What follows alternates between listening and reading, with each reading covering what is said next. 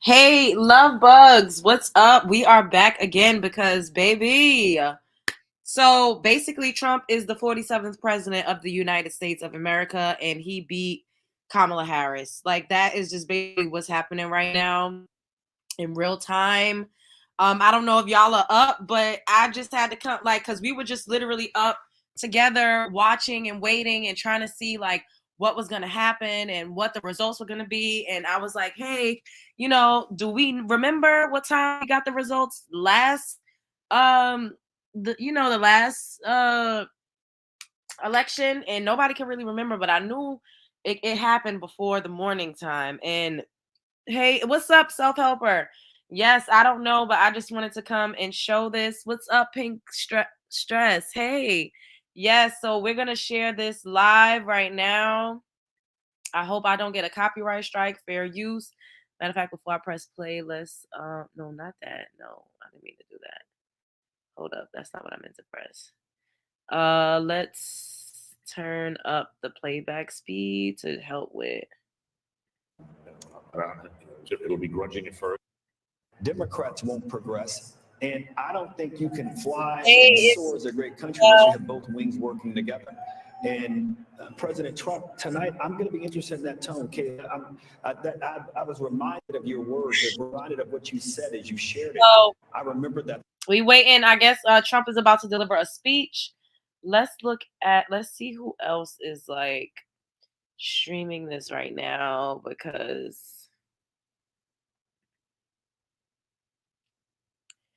Do you know what's really fun?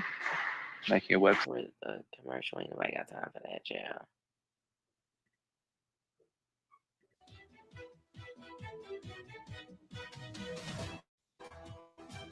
Hey, young Jackie.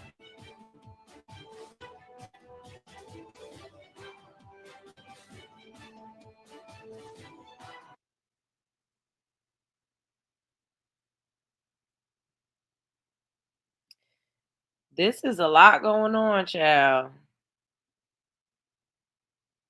Okay. Let's go. Let's check out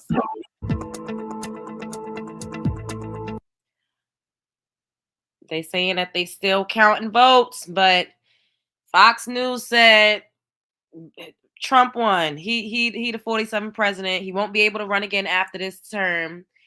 And since he's been in the White House before, he already knows what he wants to do going back in. So I don't know what this is about to look like these next 4 years, but we gonna see, child. We are going to see. I'm waiting to see him come out. It'll be grudging at first. One can certainly imagine that if the party were smart and shrewd political were needed, that there'd be some major changes in their agenda and their approach. And you think of the issue sets that they've tried to run on against this man.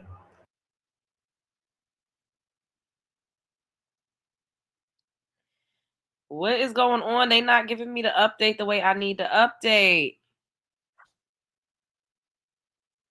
Star approaching, superstar approaching.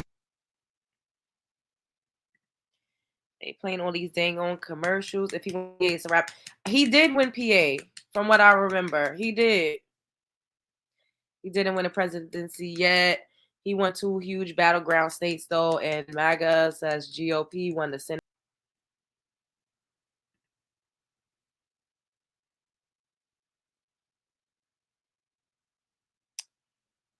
Oh boy, with these commercials. John Santucci report there, and it's not a surprise that getting rid of Jack Smith would be one of the first actions. And Aaron Katursky, you can speak to the felony charges and evictions here on the local here in New York City.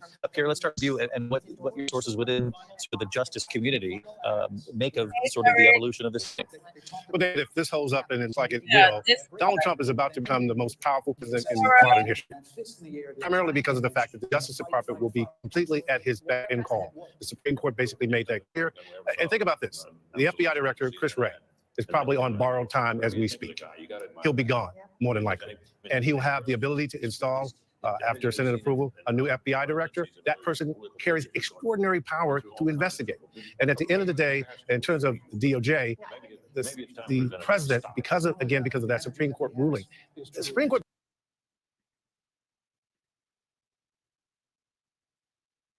basically said it's okay for the president to weigh in at DOJ about whatever he chooses to.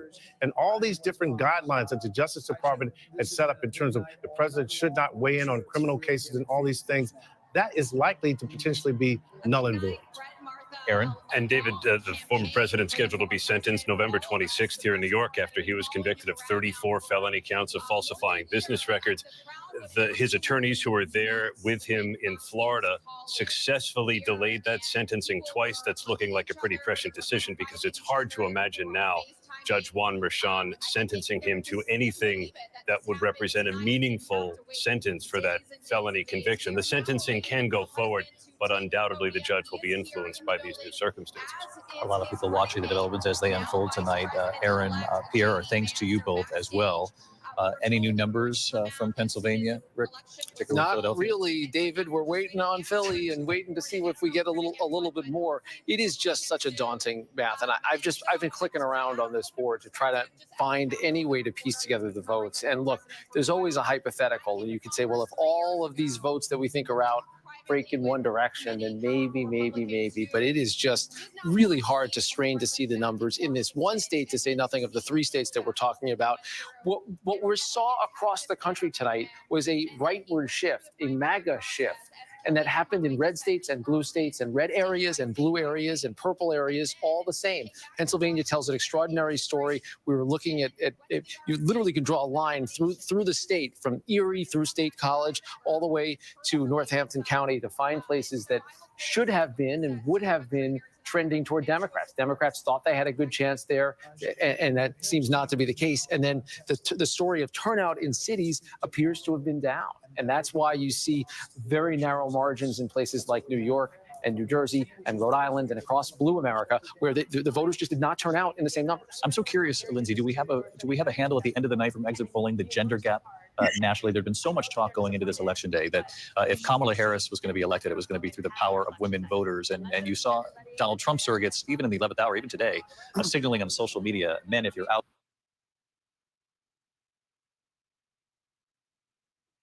there, you need to vote. Otherwise, Kamala Harris will win if it's only the women, in so many words. And I wonder where we landed tonight. It looks like, and John, I just want to verify that. Was it 54% for females? The next morning and wait. And 54% of females went for Kamala Harris. And 44% went for Trump. And we don't have the graphics in that moment. 10-point gender gap. And what was it for men? Do we know?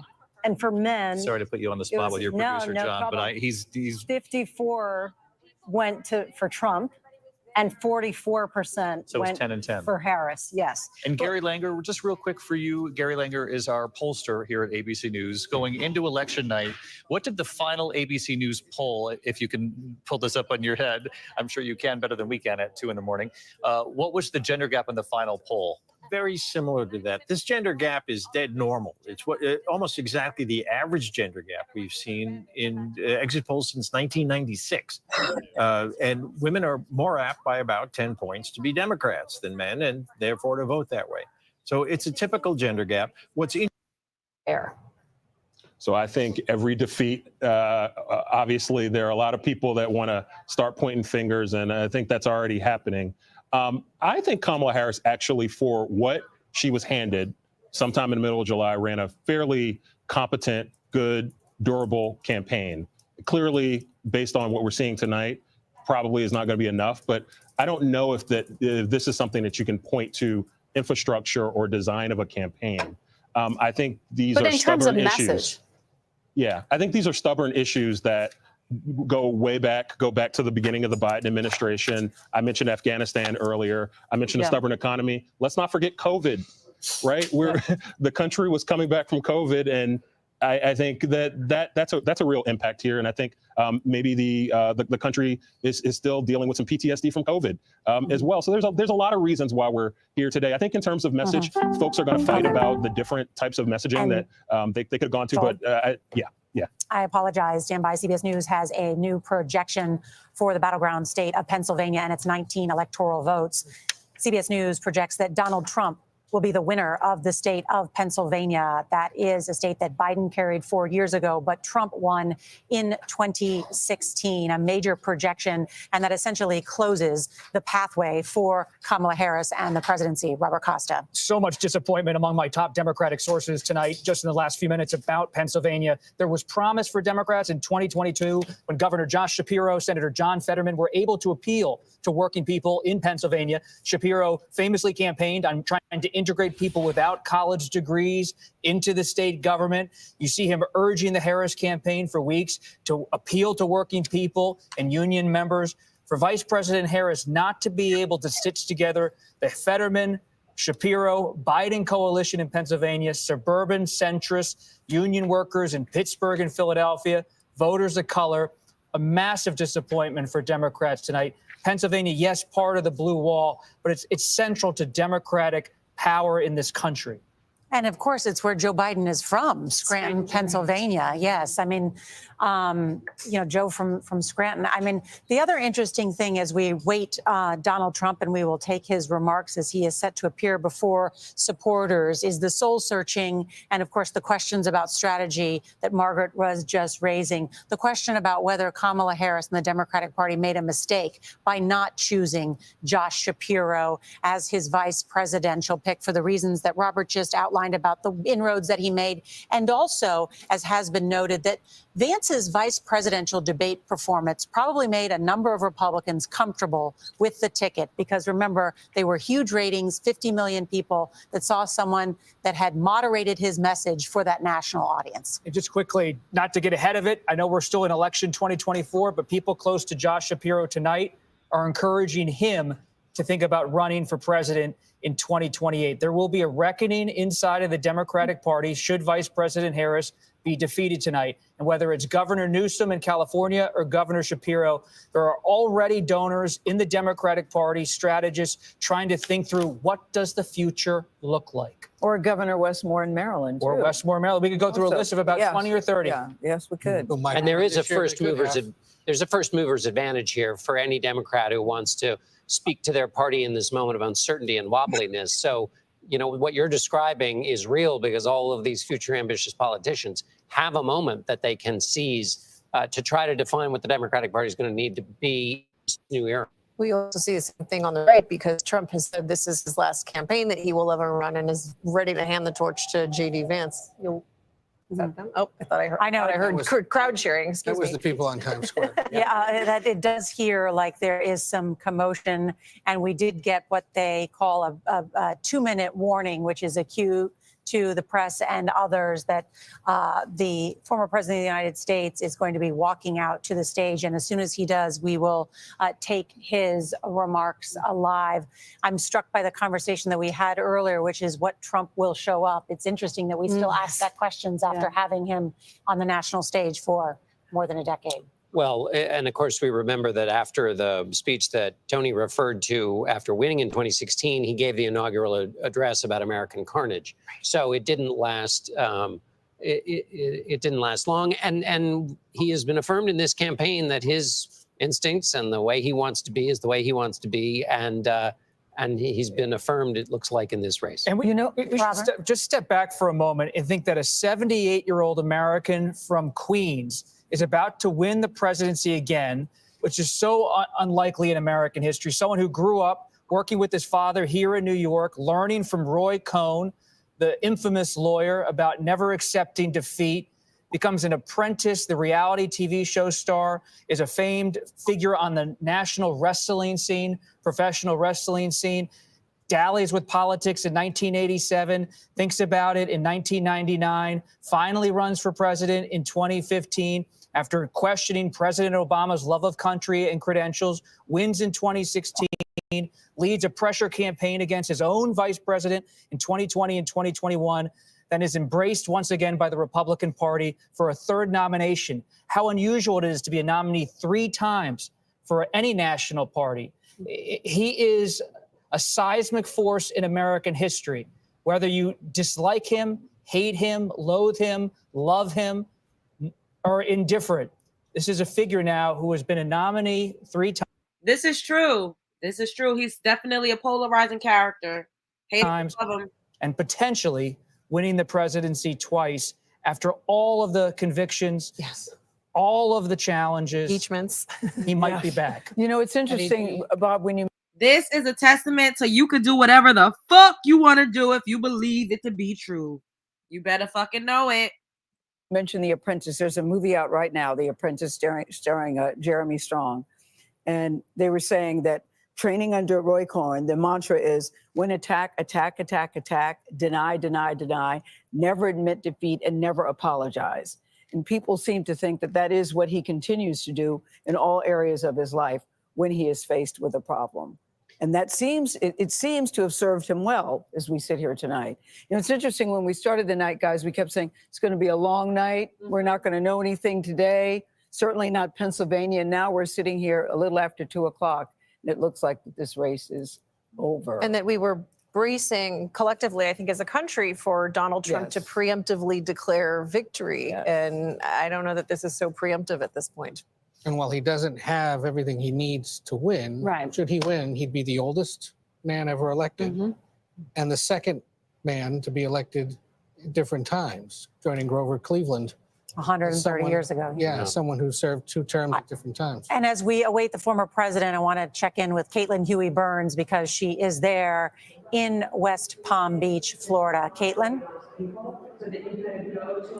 Hey, Nora, we have been covering the former president's campaign all year, and his supporters believe this is the night that they had anticipated all along. His campaign had been telling us that they expected results on election night, and it seems like they will get them, even though we are technically into the next day. I want to pick up on the significance of Pennsylvania just quickly, because I essentially have been parked there for much of this cycle because Donald Trump himself has parked there. He has been calling it a whole ball game for several weeks and months now. And remember, it was in Butler, Pennsylvania that he survived an assassination attempt. And afterwards, you saw not only the Republican Party coalesce around him, but also a sense, at least in my reporting from talking to voters on the ground, that they were kind of coming out of the shadows a little bit to voice their support for him. And I think there are so many moments throughout this campaign that were seen perhaps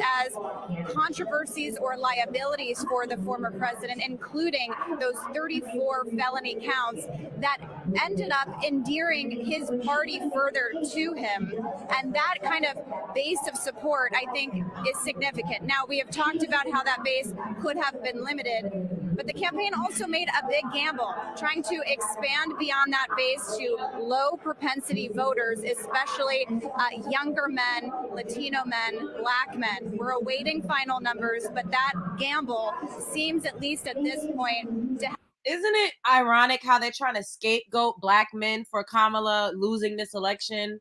Or, well, they claiming that all of the numbers are not in yet, but she lost. Why are they trying to scapegoat Black men for this, though? Like, that's so ironic to me. Like, what do y'all think about that? have paid off, but he will have done that without changing anything about who he is or what his message is. If you think about it, he didn't make any overt overtures to these kinds of demographics. Instead, his message was, my message on the economy and immigration will bring you in. And that was the pitch that he would make to women voters, despite a vast gender gap and controversies surrounding the way he talked about women. But that was their theory of the case, that they could tap into this with the former president's message and with his personality. And we saw that especially in the closing days of this campaign, in which he veered off all kind of walks of life. There was really an uncertainty in this electorate, this feeling of a world on edge, an economy that just wasn't working. And Donald Trump tapped into that, perhaps in a more dark way. His rhetoric was much more harsh, but their theory was that this is an America that is not in a good place. And their theory was using those instincts and his personality and the kind of campaign that he's been waging for nearly a decade would bring those voters into the fold. Looks like we are just moments away from Donald Trump taking the stage in West Palm Beach. Want to bring in Republican strategist Leslie Sanchez. And Leslie, your thoughts at this moment? I think for many Americans, they're really excited about a change in America that they fundamentally believe in. You know, I was looking at something Senator Marco Rubio was writing about that it's not so much we were talking about ethnic identity as much as coming together as Americans. Now, some people aren't going to buy that. I think there's going to be a lot of sour grapes and people pointing fingers. But when we're looking at this now, this is a multiracial, working class, middle class Republican Party. It has been in the making for many election cycles. And I think Trump has leaned into that.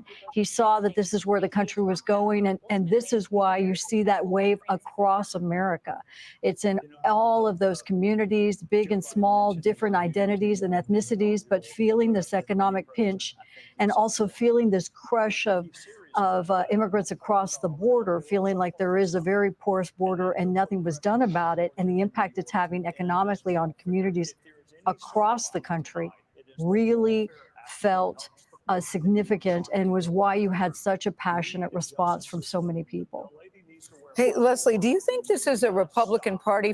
I'm trying to figure out what else are we waiting for them to officially say it, because they keep saying he's projected to be the next 47th president and basically he's won, but you all say that they're still counting votes. Like, what are we waiting for?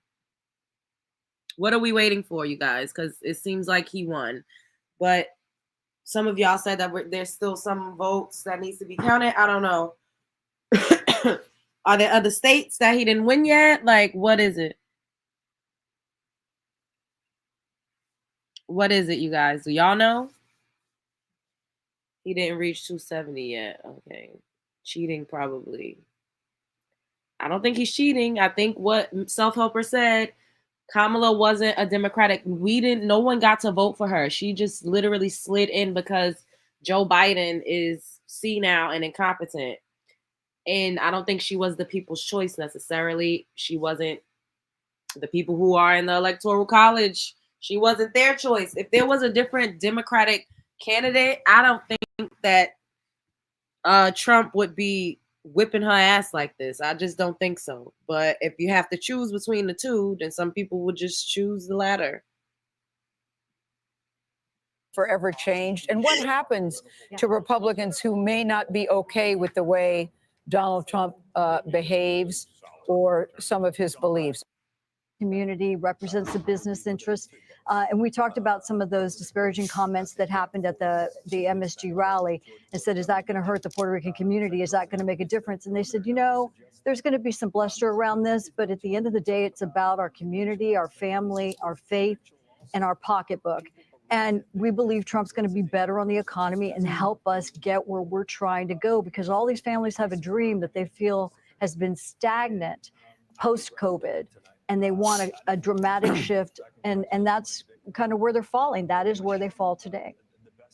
Leslie, there's a lot of talk about how Latino voters are going to have to be studied a little more. What would you say simply Republicans did right, Democrats maybe did wrong this cycle, especially with the fact that it looks like former President Trump won Latino men overall? One Latino man won some of these counties in South Texas that haven't been won by a Republican in 100 years. More than 100 years, since the 1890s. Exactly. Well, yes. Yep. And he's been building on that. This wasn't a one-term shift. This is something, looking at the data, Ed, we saw that Democrat Latinos, particularly men, about 30% of them were very frustrated with the direction of the Democratic Party. They felt under current President Biden that the party was weak. They didn't like that it wasn't focused on the economy. They felt that it's lost its way. Warning. Hey guys, let's not be so divisive. We're all entitled to who, we wanted to vote for and why. Don't be cussing each other out like a dog in the street. It is what it is. I don't mean to laugh, but y'all are hilarious in the chat. Let's be kind to one another, okay? We can have a difference in opinion. That the party lost weight. It's the old Republican line. I didn't leave the Democratic Party. The party left me. You had Elon Musk talking about that too. And I think a lot of people felt they didn't recognize the Democratic Party anymore. And these jobs, working class themes that Trump talked about, they lean into that and tested that messaging. And it really resonated with a big part of America. Leslie Sanchez, thank you so much. I want to bring in CBS Morning's co-host, Tony DeCopel. He's also at Trump headquarters there in Florida. Good evening, Tony. Hey, good evening again, Nora. As we wait, and it seems at this hour of the night, the next president of the United States, Donald Trump, we're on Trump World Celebrity Watch here within the ballroom. We've got the My Pillow guy, Mike Lindell, in the building. Tucker Carlson, former Fox News host, is seen walking through the crowd. Former New York City Mayor Rudy Giuliani, Doug Burgum, Vivek Ramaswamy, Marco Rubio. And as I begin to think about the journey traveled just tonight from Mar-a-Lago to the convention center, you begin to think about the journey traveled in the 721 days that Donald Trump has been on this re-election journey. The day he announced his run for the White House for this unprecedented third consecutive time, the story in his hometown newspaper, the New York Post, was buried on page 26. Florida man announced his unlikely bid for the White House. At that moment in time, Donald Trump was isolated in Mar-a-Lago. He was twice impeached, voted out of the White House, abandoned by many of his allies. Well, what a difference the following nearly 2 years makes. Those 4 indictments, the felony conviction in one case, that really energized his base. I've seen a lot of hats here that say I'm voting for the felon. I've seen a lot of shirts here that have the mugshot on the front.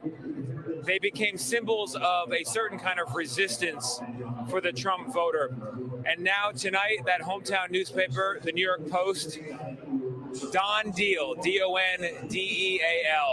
Donald Trump defies the odds again. That is the story of this campaign for the people in the room here as they await Donald Trump's remarks. And if I had to guess, based on what he said election night 2016 and then in 2020, well, 2 points. He seems to be waiting to come out around 2:30, which is the time frame in which he came out the last 2 cycles. He's a superstitious fellow. The words Grand Rapids, Michigan, were the final one spoken rally stop-wise the last 3 campaigns. There might be something to that. Additionally, you feel like there's going to be another magnanimous moment. We're not going to have a 2020 moment. There's not going to be talk of landslides and dominant victories. There's going to be.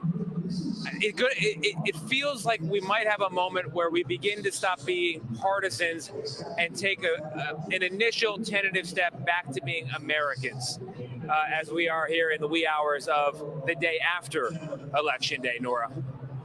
Tony DeCopel, thank you. And I know you're going to have reporting bright and early with Gail King on CBS Mornings. Thank you so much for being there. And Cecilia Vega, I know you wanted to add something about the question about the Latino vote, because Trump is building a new coalition, and part of that does include Latinos. It very much does. And I wanted to address what Leslie Sanchez said. I wish that we had better candidates on both sides, to be quite honest, but we got what we got, y'all. That when she says people are going to be very excited about that, and I think there are a lot of since World War II to intern Japanese Americans in this country. And we talked about his mass deportation plan. What we didn't talk about is that Tom Holman told me that would essentially involve deporting entire families together, including children who were born in this country. So there are a lot of people who are scared right now. And now Donald Trump, along with his wife, his vice presidential pick, his son Barron Trump, who... Oh my God, look how big his son got. That's a grown man. We rarely see. And cast his first vote today for his dad. He's been going to school here in New York. The family there gathered. I did hear them also introduce his vice presidential pick, along with Usha Vance, his wife. There's Don Jr.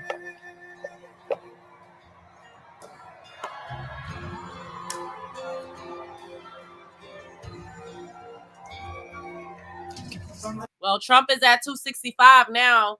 To the hills of Tennessee, across the plains of Texas, from sea to shining sea, Detroit down to Houston, and New York to LA, where there's pride in every American heart, and it's time we stand and say. Oh my God, I'm gonna get a copyright for that song, child. I ain't even realize. But this is crazy. His son is mad tall. Like, he towered over everybody on the goddamn stage. He must be 18 now. They said he voted for the first time today. Dang, that's gonna be a copyright. Well, I'll be able to just block that out. He got 265, y'all. He needs 270. So he's 5 away.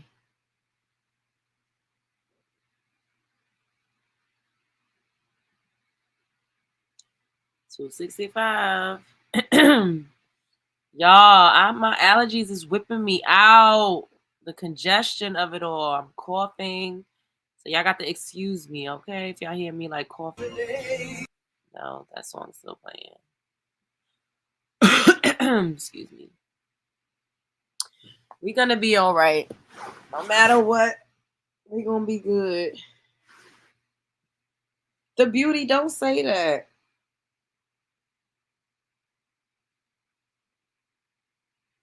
Y'all need to be optimistic.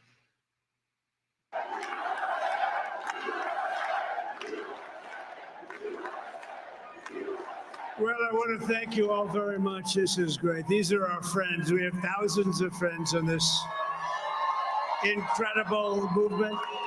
This was a movement like nobody's ever seen before. And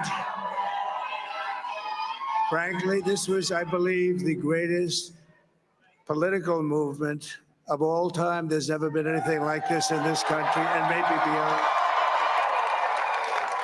And now it's going to reach a new level of importance because we're going to help our country heal. We're going to help our country heal. We have a country that needs help, and it needs help very badly. We're going to fix our borders. We're going to fix everything about our country. And we made history for a reason tonight, and the reason is going to be just that.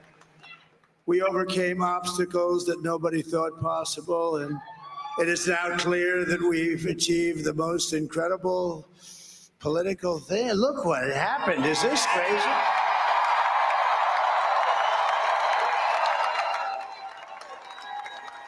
But it's a political victory that our country has never seen before. Nothing. So I want to thank the American people for the extraordinary honor of being elected your 47th president and your 45th president.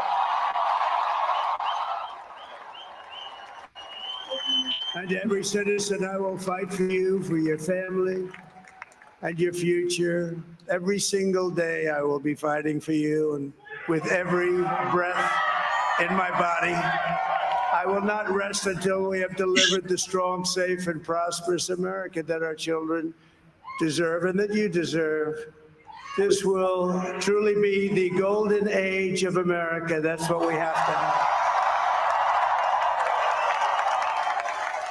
This is a magnificent victory for the American people that will allow us to make America great again. And in addition to having won the battleground states of North Carolina, I love these places, Georgia, Pennsylvania, and Wisconsin, we are now winning in Michigan, Arizona, Nevada, and Alaska, which would result in us carrying at least 315 electoral votes.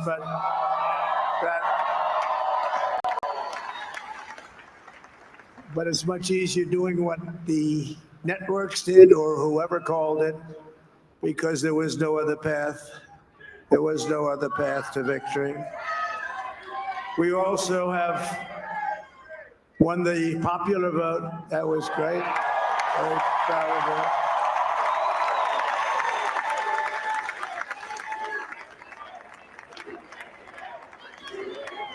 Thank you.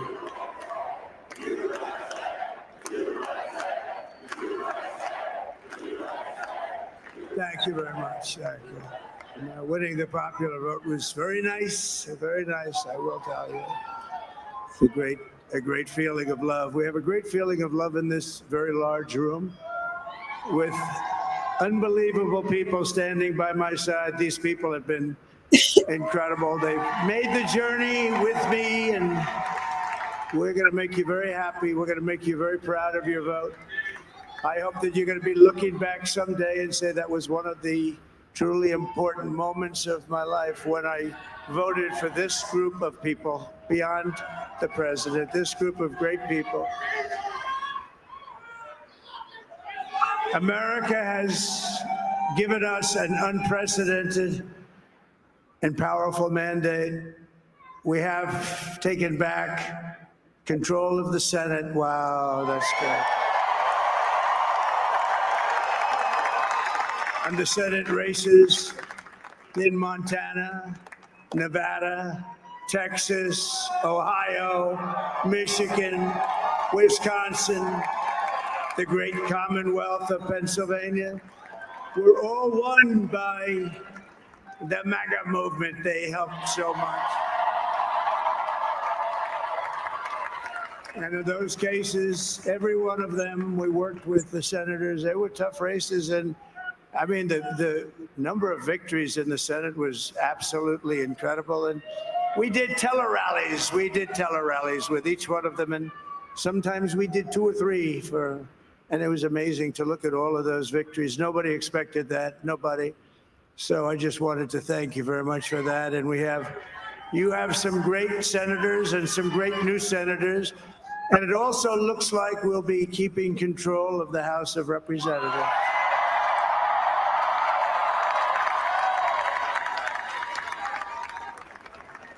And I want to thank Mike Johnson. I think he's doing a terrific job. Terrific job. I want to also thank my beautiful wife, Melania, First Lady.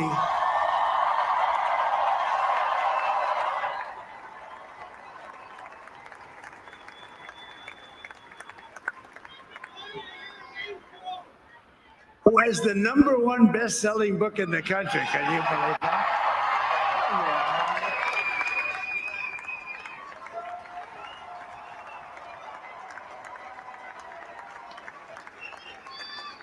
No, she's done a great job, works very hard to help people. So I just want to thank her. But I want to thank my whole family, my amazing children, and they are amazing children. Now, we all think our children are amazing. Everybody here thinks their children are amazing, but that's a good thing when you think they are.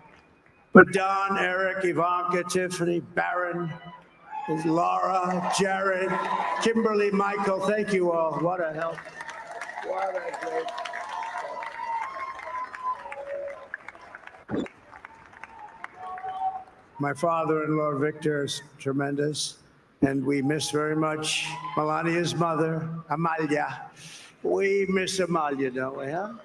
She would be very happy right now, standing on this stage. She'd be so proud. She was a great woman, that one. Beautiful inside and out. She was a great woman. I want to be the first to congratulate our great, now I can say, Vice President-elect of the United States, J.D. Vance.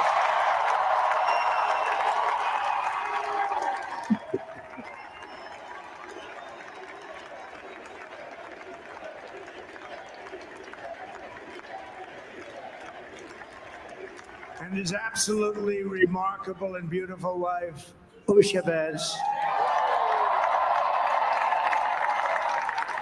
And he is a feisty guy, isn't he? You know, I've said, go into the enemy camp. And you know, the enemy camp is certain networks. And a lot of people don't like to, sir, do I have to do that? He just goes, okay. Which one? CNN, MSDNC? He'll say, All right, thank you very much. He actually looks like he's like the only guy I've ever seen. He really looks forward to it, and then he just goes in and absolutely obliterates them.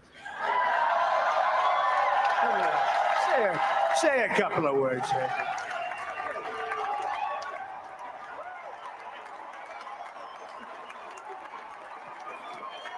Wild.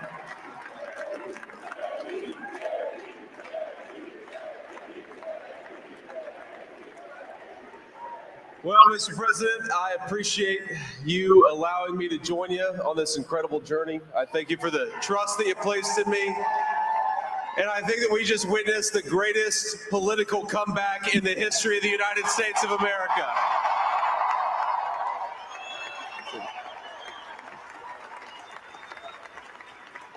And under President Trump's leadership, we're never going to stop fighting for you, for your dreams, for the future of your children. And after the greatest political comeback in American history, we're going to lead the greatest economic comeback in American history under Donald Trump's leadership.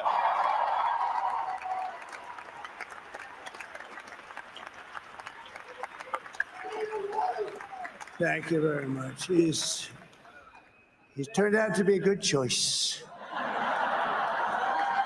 I took a little heat at the beginning, but he was, I knew the brain was a good one, about as good as it gets.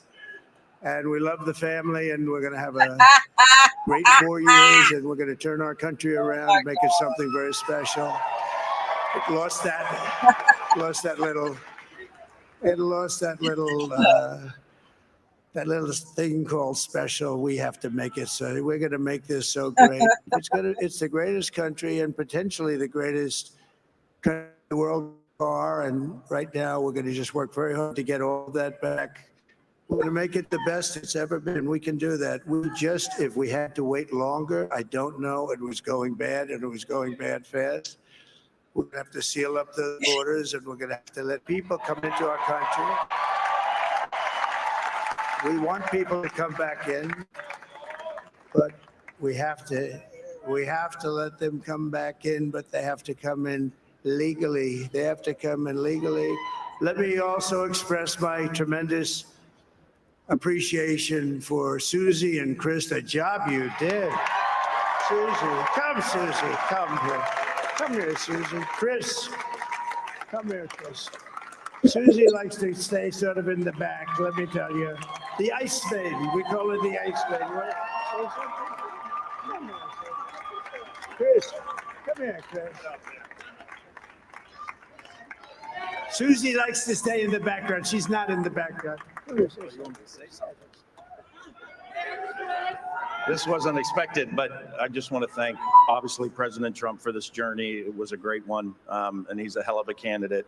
He's going to be a hell of a great 47th president. And this team that we had, the best team, and of course, even my boss, Susie Wiles, the best. Thank you. Thank you, and thank you, Susie. Look at her, she's shot. I've never seen her be shot before. Susie, they're great. Everybody up here is very special.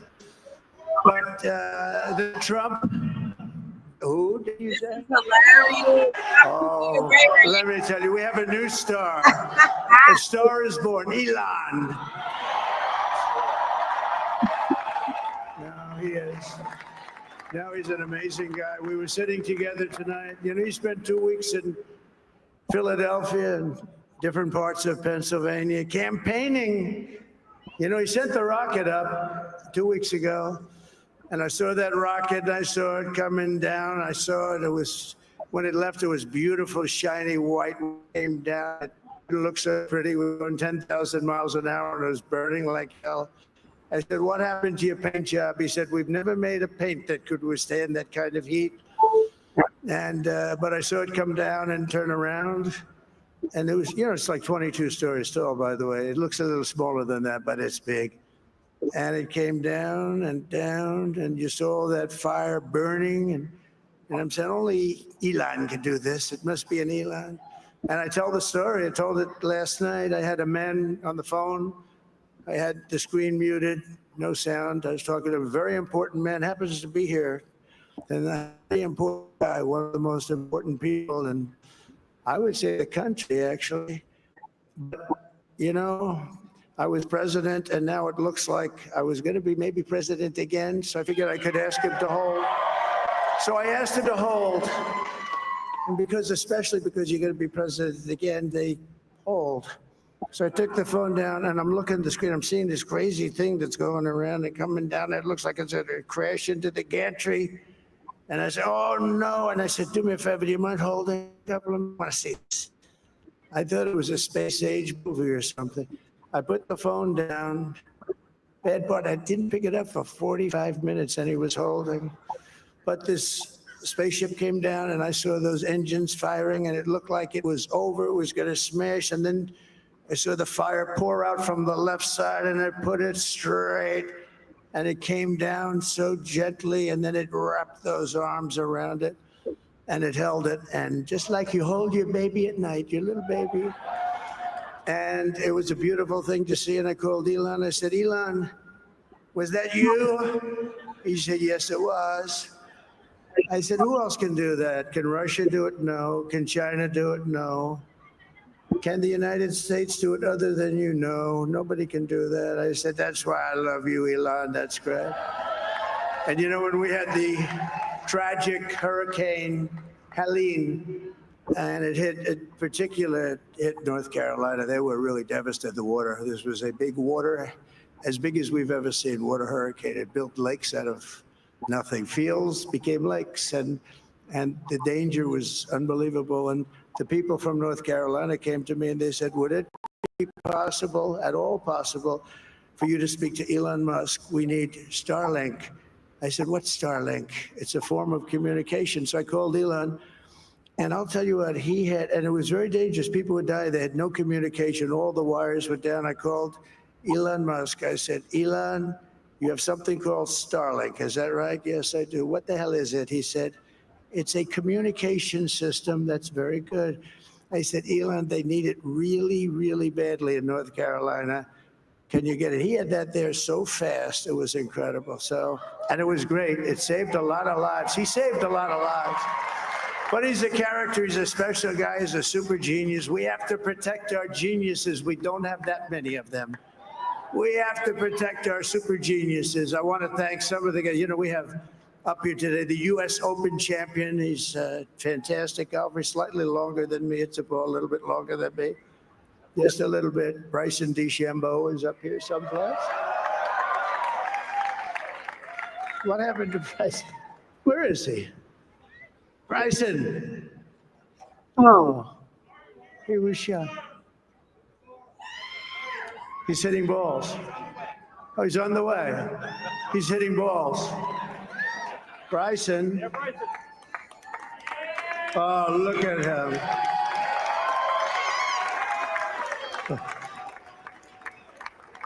He's got a great career going. Great U.S. Open, Bryson. That's a fantastic job.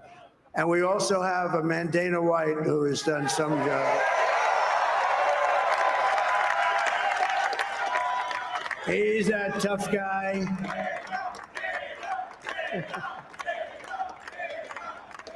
So Dana started UFC and came to me, do you mind if I use your, nobody wanted to give him a rinse because they said it's a rough sport, a little rough.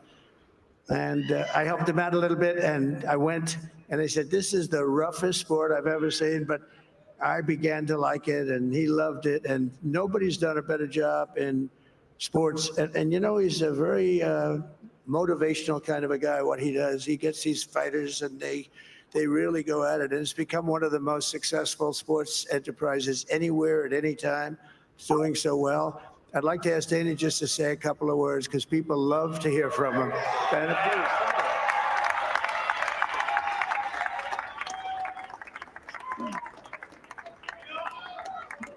Nobody deserves this more than him, and nobody deserves this more than his family does. This is what happens when the machine comes after you. What you've seen over the last several years, this is what it looks like.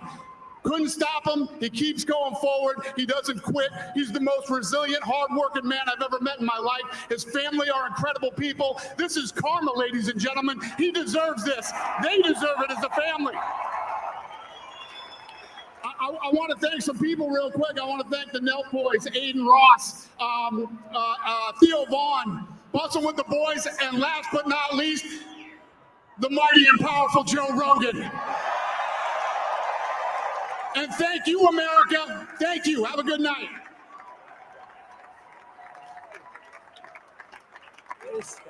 That is a piece of work. Now he's really an amazing guy. But most of all, I want to thank the millions of hardworking Americans across the nation who have always been the heart and soul of this really great movement. We've been through so much together, and today you showed up in record numbers to deliver a victory like probably like no other. This was something special, and we're gonna pay you back. We're gonna do the best job. We're gonna turn it around. It's got to be turned around. It's got to be turned around fast, and we're gonna turn it around. We're gonna do it in every way, with so many ways, but we're gonna do it in every way. This will forever be remembered as the day the American people regained control of their country.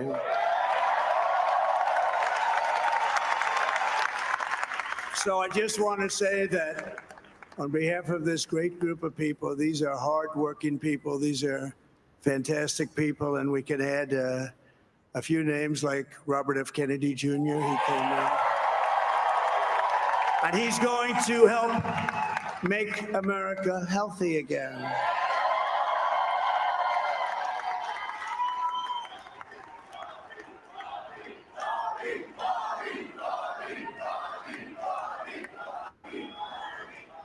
And now he's a great guy, and he really means it. He wants to do some things, and we're going to let him go to it.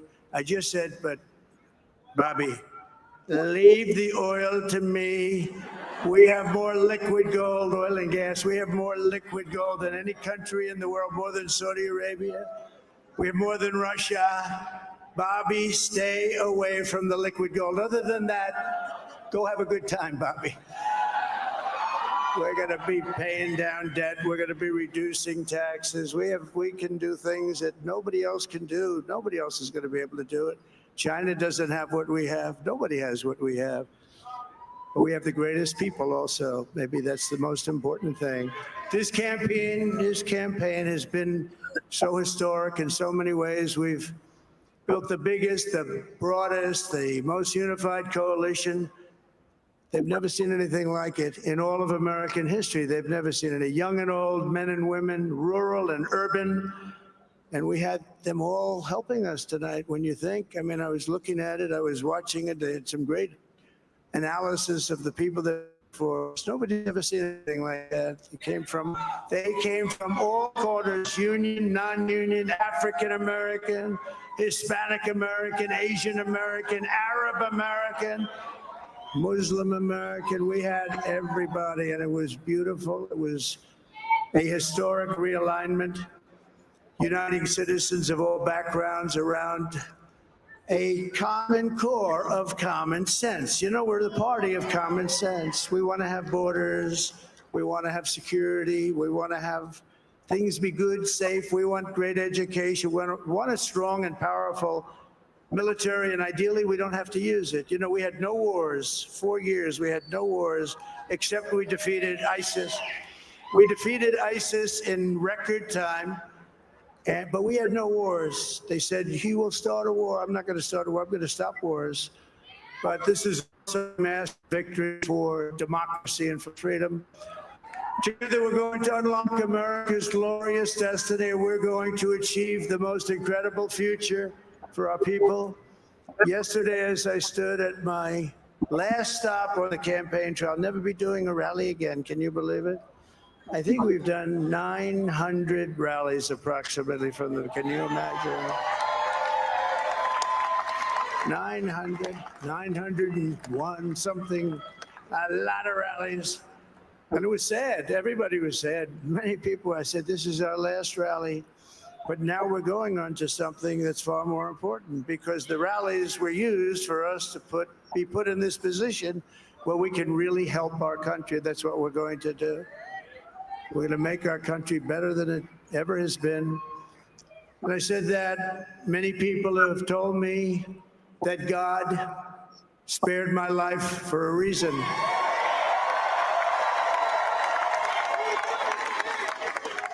And that reason was to save our country and to restore America to greatness.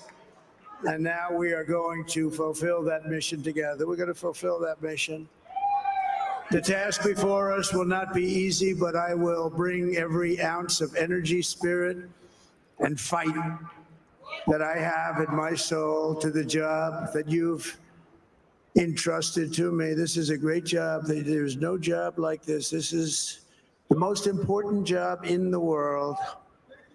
Just as I did in my first term, we had a great first term, a great first term. I will govern by a simple motto: promises made, promises kept. We're going to keep our promises. Nothing will stop me from keeping my word to you, the people. We will make America safe, strong, prosperous, powerful, and free again. And I'm asking every citizen all across our land to join me in this noble and righteous endeavor. That's what it is. It's time to put the divisions of the past 4 years behind us. It's time. Yo, I feel like we're legit living in a fucking simulation. Like, this is a movie. Time to unite. And we're going to try. We're going to try. We have to try. And it's going to happen. Success will bring us together. I've seen that. I've seen that. I saw that in the first term when we became more and more successful. People started coming together. Success is going to bring us together, and we are going to start by all putting America first. We have to put our country first for at least a period of time. We have to fix it, because together we can truly make America great again for all Americans. So I want to just tell you what a great honor this is. I want to thank you. I will not let you down. America's future will be bigger, better, bolder, richer, safer, and stronger than it has ever been before. God bless you, and God bless America. Thank you very much. Thank you very much.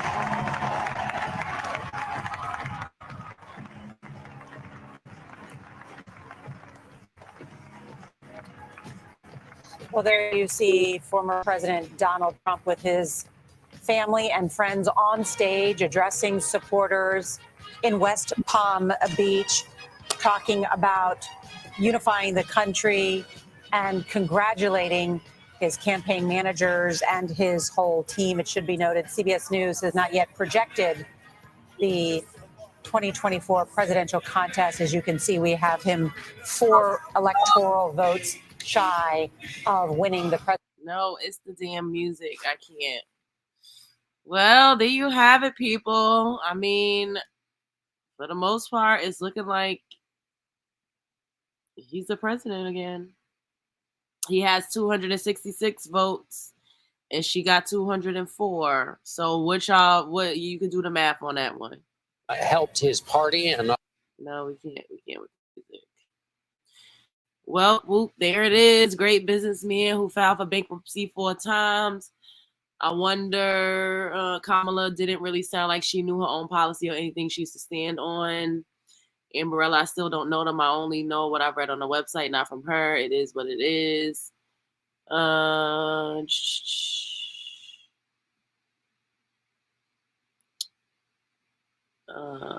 wonder what those people on Diddy X tapes think about this. Oh, geez. Y'all better get your protection up physically, mentally. Celebrities couldn't even save Kamala. People tried. It's because of who it was. If they would have had a different Democratic candidate, I don't think Donald Trump would have won again. But the people didn't vote for her. Like, nobody voted for Kamala to be the Democratic candidate. And she seemed a little flip-floppy, I guess. I saw somebody say that. And you know, she just laughed a lot and she danced around a lot of different things. And you could hate Trump and you may not agree with him. I don't agree with everything he says, but at least we know who he is and we know what we're going to get. And we're just going to see how this goes. But y'all got to know that we have power over ourselves and we're going to be okay. Like it would have been better if there were just two completely different candidates, to be quite honest. But it is what it is. Let me see if they still playing this music. Full turning of that page. Yeah, no, I can't. We can't do the music. Dang, I just woke up Trump as president. Yeah, God's anointed. He won. He won. Well, they say he need 270 votes. He got 266 and Kamala got 206. So we already know he needs 4 more. Ain't no way she about to jump up 63 votes. Like, it is what it is. That part too, St. Marquez. Like, everybody keep acting like Congress don't have a lot of say in how things go. He can't just run the shit like a rodeo. Like, he still has people that he has to answer to. He at 277. I see 266 right here. Said publicly that he would fire the special counsel in that case, Jack Smith, within seconds after taking an oath of office in January. So to put it mildly, that case is in a pretty fragile state. There's no trial or high-profile hearing between now and January 20th in that case. Trump is all. With the personal preference program, you can. Let's see what they talking about on CNN. Why don't...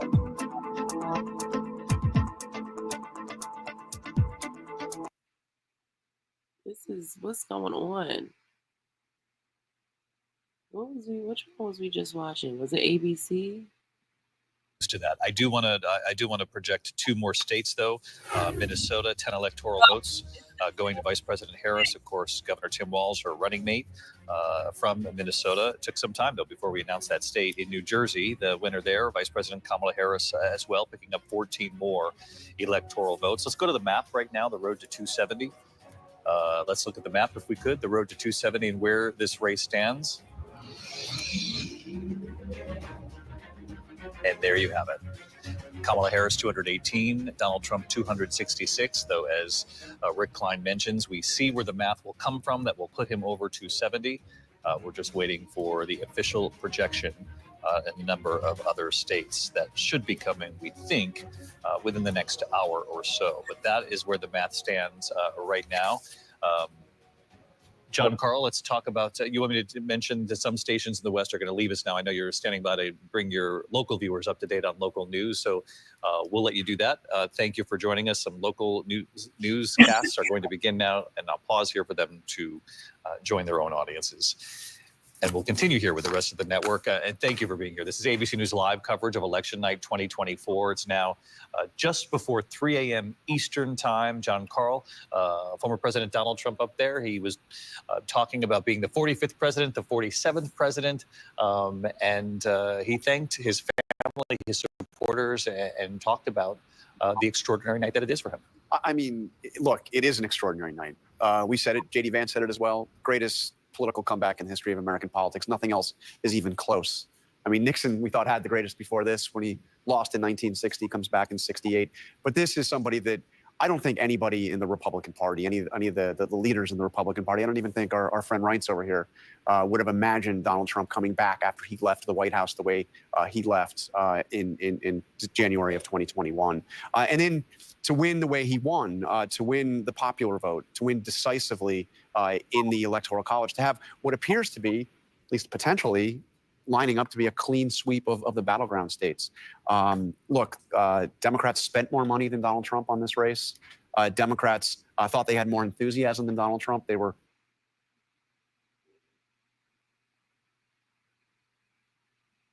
proven to be wrong on that score.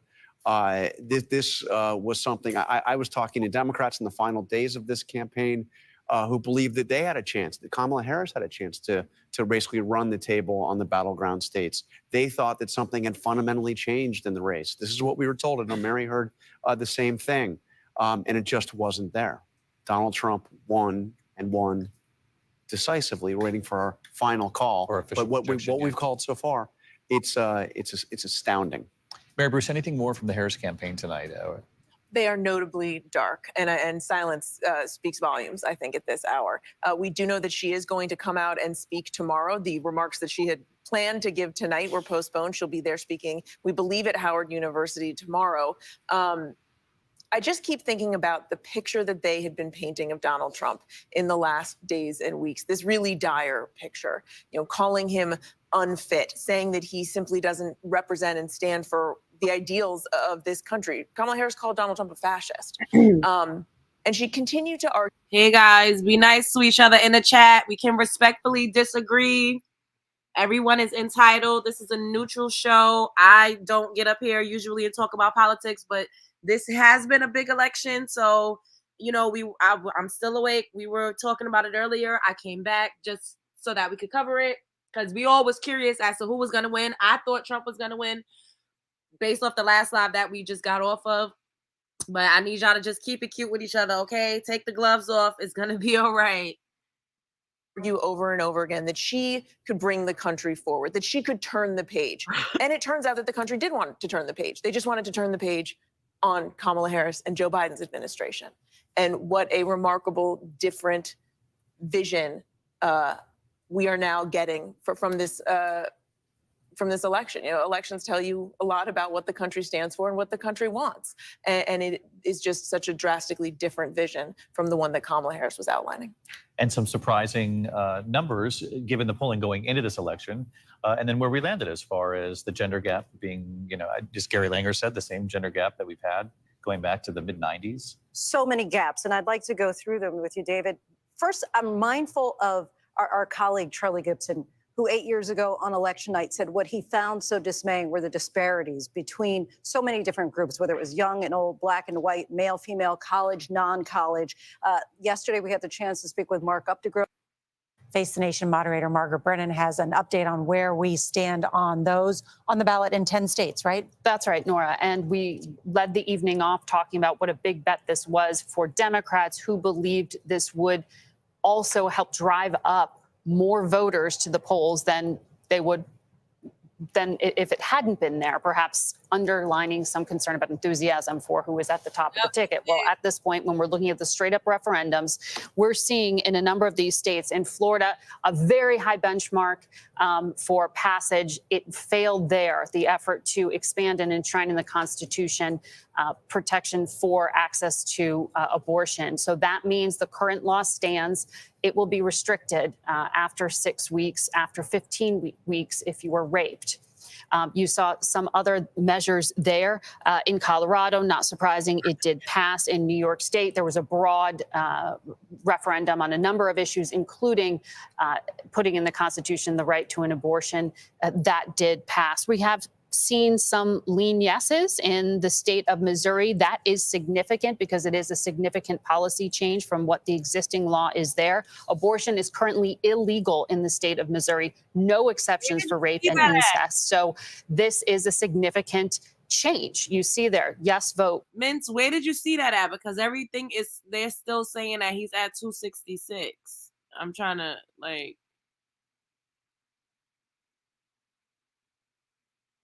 okay.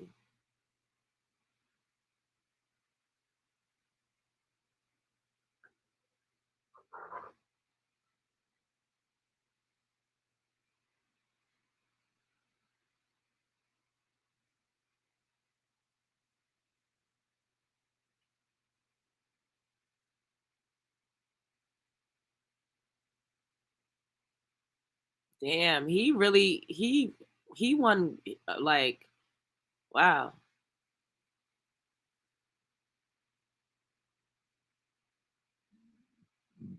Excuse me.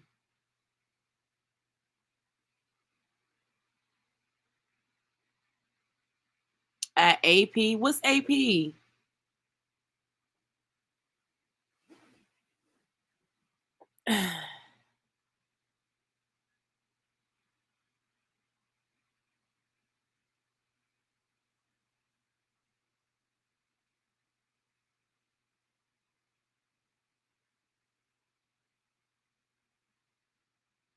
What's AP?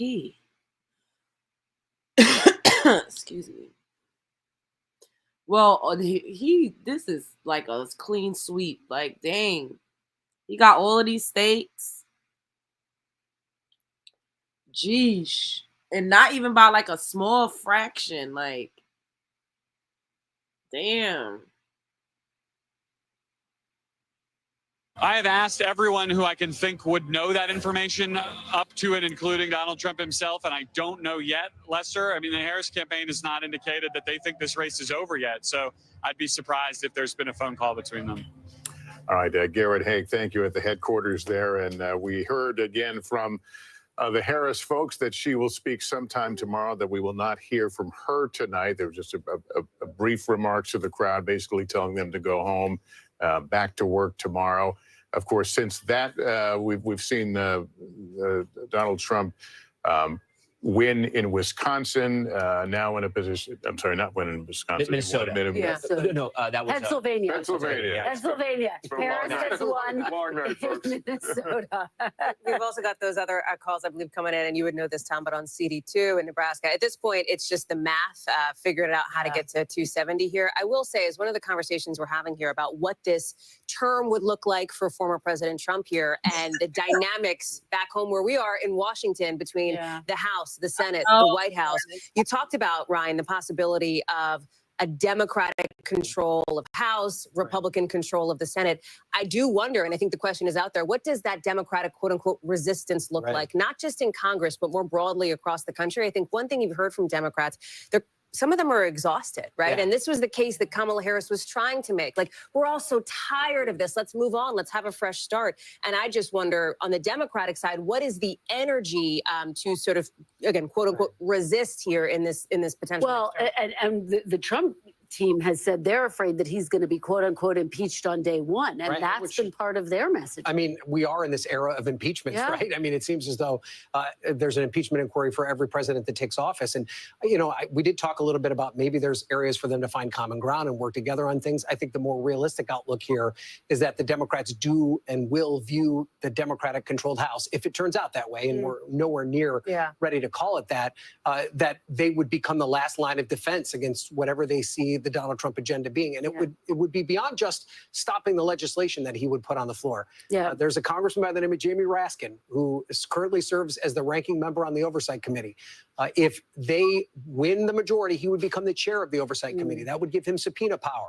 That would give him the opportunity to launch all these investigations into the Trump administration, much like his contemporary James Comer has done with the Biden administration. So there's a whole suite of options that the Democratic-led House could have should they win the majority. If they don't win the majority, then it's a whole different. What does the retribution path look like, though, that we've heard so much about? Well, that's not what he said, but what he'll do. That's the open question. I mean, will he go after his political rivals legally?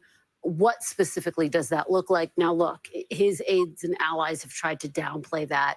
They've said, look, that's not what he meant. You're taking that out of context. But it is what he said. And so he's got supporters. He said just days ago that it'll be, in his words, nasty in the beginning, right? Which I think Democrats took as an allusion to the potential for this so-called enemies list, as Vice President Harris absolutely. And the first thing he says he's going to do is fire Jack Smith, of course, the special counsel who's brought these charges against him. So that's the first act potentially of retribution, if you want to put it into that category. But I do think there's a big question mark. I have asked him about it in my interview with him over a year ago. What specifically do you mean by retribution? He wouldn't get specific. I think a lot of reporters have tried to drill down on exactly what that would look like. And again, much like the mass deportation plan, there aren't a whole lot of specifics. There's not a policy paper that's been put out to give people a sense of what it would look like or how it would be carried out. But there is a sense that he already is amassing a team of people who the first signal will probably be who he appoints as his attorney general. I was about to say that, Yeah, because, you know, the one thing that the United States government has always prided itself on is the independence of the Department of Justice, the fact that they don't take their marching orders from the president after they're appointed to that job. Donald Trump has said multiple times that he doesn't think it should be like that anymore. So if he picks someone who's very dyingly loyal to him as Attorney General, something he didn't do when he appointed Jeff Sessions the first time around, I think that'll be our first signal as to just how much he's going to use the DOJ. Who does he list? In general? In general. Kellyanne Conway's still, I mean, outside advisor, but still someone who he listens people in his to. ear. He listens to his family, too, still. To his family. I think Stephen Miller is somebody That's right. who talks to on a regular basis. He could be somebody who we might see as the next Secretary of the Department of Homeland Security, possibly. He's also somebody I think we've all talked to in different contexts. He's somebody who will sort of listen to a degree, people who are around him, Yeah. you know, whoever he happens to be with in the moment. And I think a lot of us have had the experience of he'll riff with you, just even as journalists here, and he'll do that with people at Mar-a-Lago, et cetera. That is what Democrats find concerning, and that's what Republicans in some ways find appealing. Let me send it back out to Garrett Hake at the Trump headquarters. Garrett?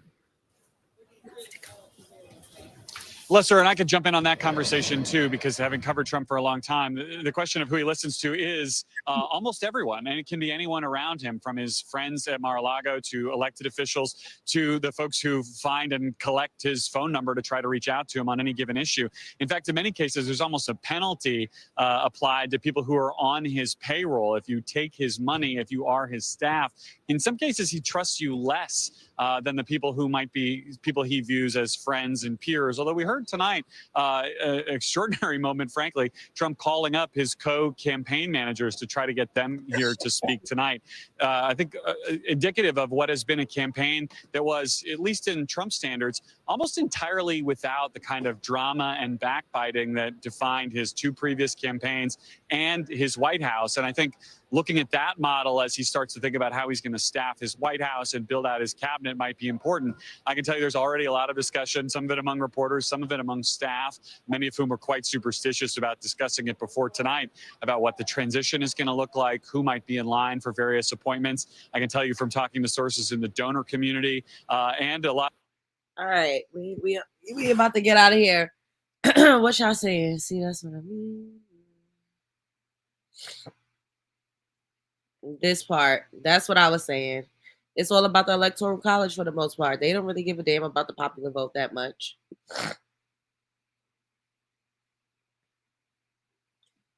Voting for Kamala is voting to replace yourself. I didn't know that they could give away so much money to people.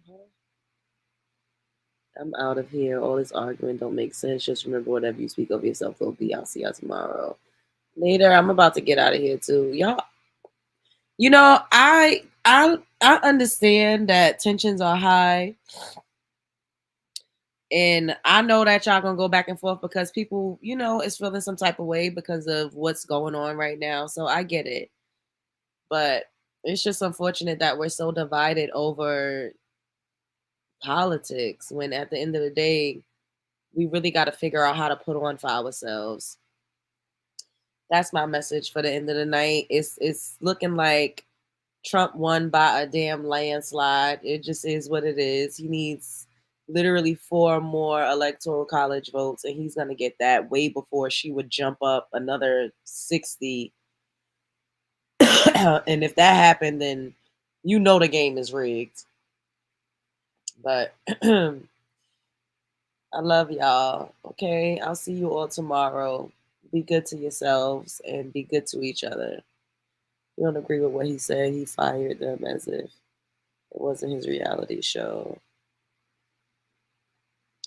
Let me get myself a job at the White House, get fired, and still get the contract paid out.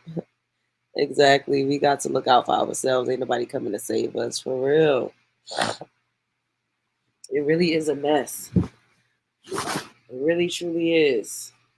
Maybe, just maybe, this is the fucking push we need to get ourselves together. Maybe we needed this to wake the fuck up and put on a heavy cape for ourselves and stop expecting somebody to come and save us.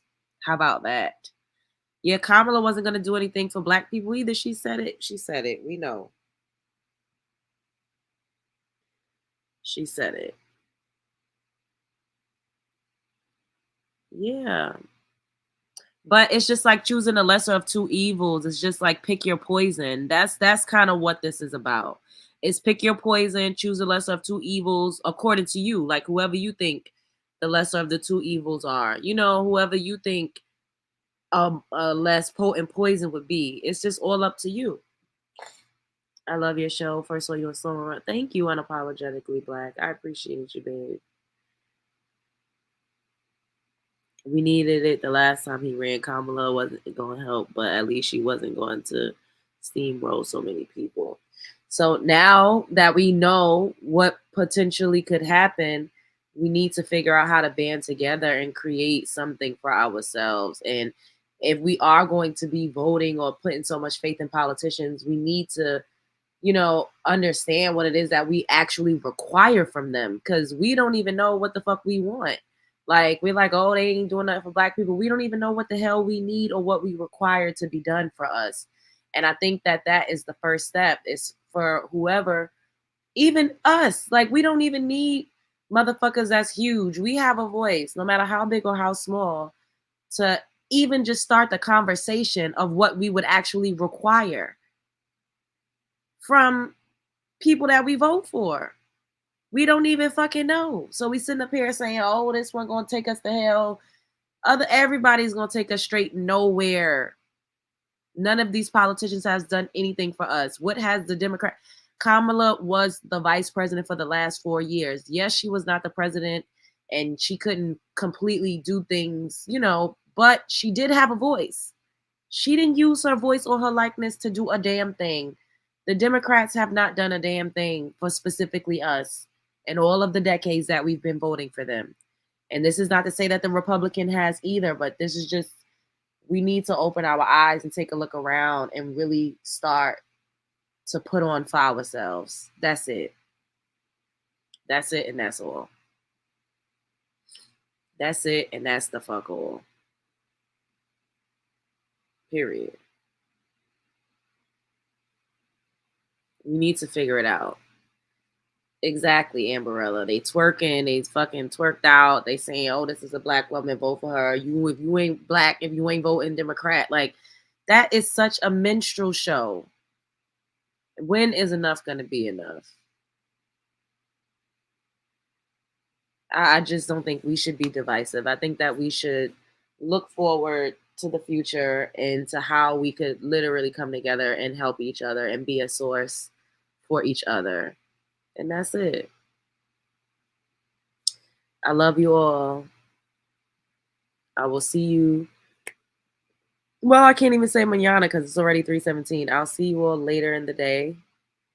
I'm about to be knocked out.